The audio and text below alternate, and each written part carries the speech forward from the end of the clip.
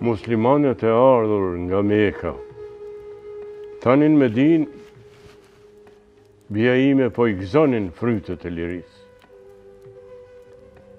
Muhamedi për të gjithë muslimanët, por edhe vendasit, sillej njësoj.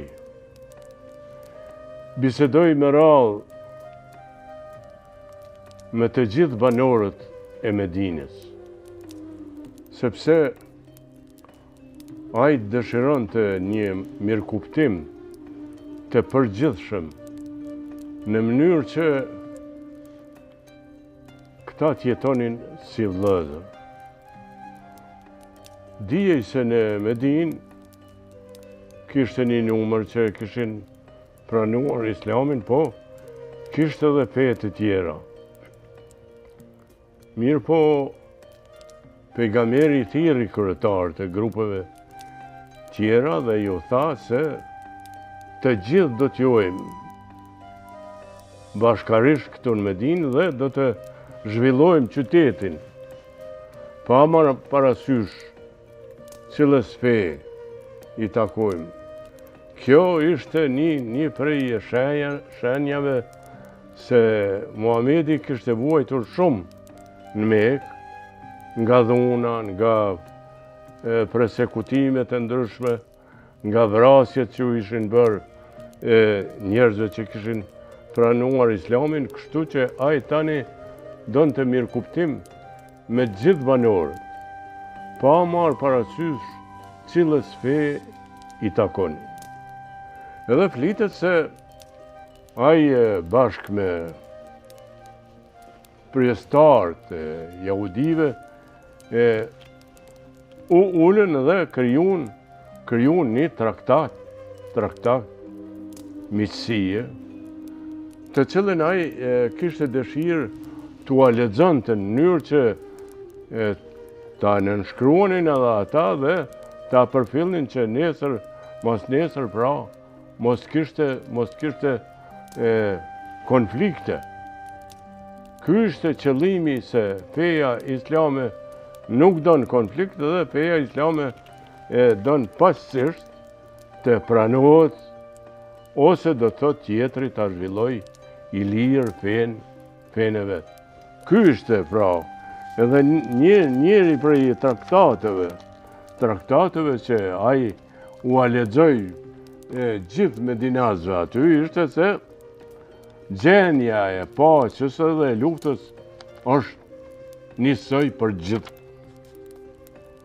Kështu që hebrejt cilët janë në shtetin tonë do të mbrohen nga fyrjet, nga persekutimet, ata do të kenë njësoj të drejta si gjithë populli.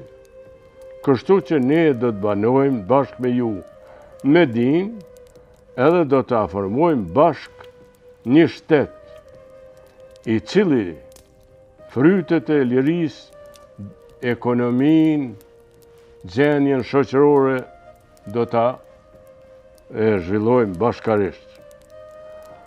Do të thotë aleatet e secilës parë do të respektohen nga pala tjetër.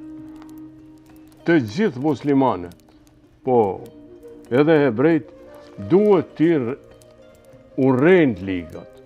Duhet pra bashkarisht t'i zgjedhin të gjitha problemet e tyre dhe nëse hasim në ndonjë konflikt, pra secila palë do të vijë te Muhamedi dhe aty do të zgjidhet çështja. Pra Muhamedi këtu tregohet një burr shtetas, vërtet njësoj për gjithë, s'ka në shtetet tjera të Azisë atëherë nuk ishte e zakonshme, sepse ai nuk e quajti veten mbret, po profet I cili do të veproj për të gjitha fetë njësoj. Kryetari të foltores së zjarrit Pejgamberi bia ime i tha se ne kemi ardhur këto dhe bashkarisht kam biseduar edhe me hebrejët, po bisedoj edhe me ty, se pasuria juj, qoftë ajo në qytet, Medinë, qoftë në Kodra, ajo është e juja dhe askush nuk ka të drejtë në pronat tuaja. Ju pra jeni të lirë, po ne megjithatë kemi njerëz që merren me tregtinë dhe tregtinë do ta zhvillojmë bashkarisht, sepse mekasit pra kanë qenë tregtar të njohur për ato vite në Arabi, në Persi edhe në vende tjera. Muhamedi i bashkoi edhe dy fise që i kishte takuar dikur në Qabe, fisin Hasrejj dhe fisin Aus. Edhe jo vetëm që i bashkoi, por ju tha që nga sot ju jeni vëllezër. Ju jeni vëllezër se keni pranuar Islamin dhe se konditat e Islamit janë që ne të gjithë të jetojmë, të punojmë si vëllezër.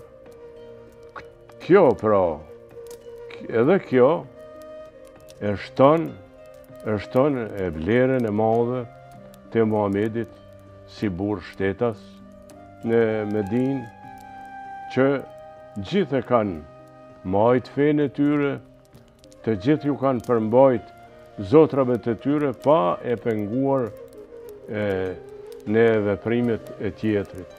Bile flitet se Muhamedi ju ka thonë muslimanëve se nëse hasni edhe në kryqe, edhe në shenja të tjera të krishterë, ne kemi paqë me të gjithë, me secilin e fqi, me secilin fe, kështu që nuk duhet të në përkëmbën as kryqet, as shenjat e feve tjera, sepse edhe ata janë zëtuar se ne nuk do të na pengojnë në majtjen e fesë tonë muslimane, kështu që tash ishin ditë ku ati kishin zbrita jetët e shumëta dhe tash ves kishte filluar edhe të boheshin ajetet e Kuranit edhe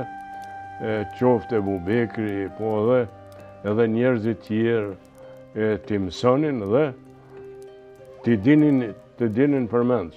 Është një veti e Mekasve që dihet se në atë periudhë ata njëherë kur e kanë dëgju një fjalë, ata e kanë majt në mend.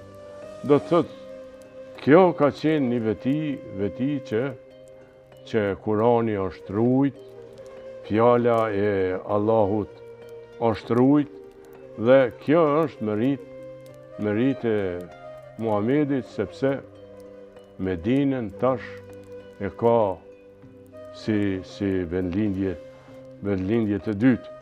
Pra, të gjithë këta bashkarisht ka jetuar si vëllezër. Baba, të premtoj se të gjithë do t'i duan njësoj. Bia ime, merit kryesore që duhet të mësohet edhe në shkolla fetare, është që ne njerëzit t'i duam njësoj. Pra, të lumt dhe të përgëzoj për këto fjalë që po mi thua dhe po mbind se dita ditës do të bësh një vajzë e mençur, e ditur dhe mësimet do t'i transmetosh të shokët dhe shoqet tuaja. Zotin ndihmoft.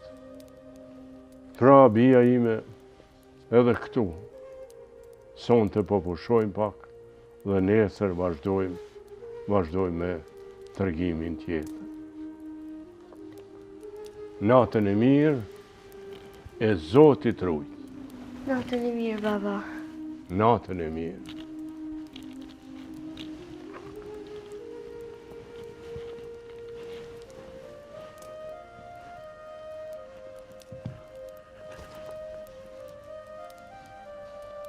Hej, bia im.